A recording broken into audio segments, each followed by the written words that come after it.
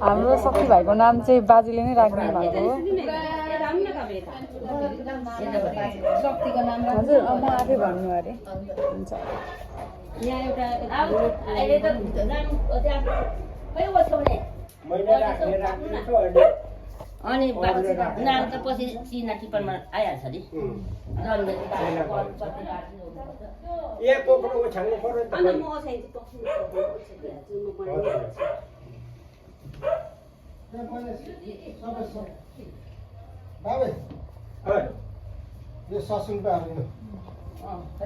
हाम्रो ड्याडीले चाहिँ यहाँ के लिएर आउनु भएको अरे ड्याडी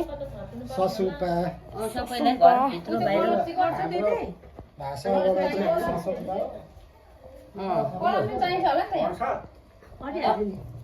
औधी दुइटै छेउमा राखो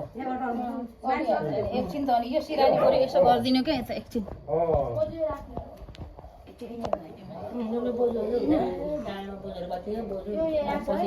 हाम्रो मल्लिका बहिनीले चाहिँ तपाईँसँगले कलश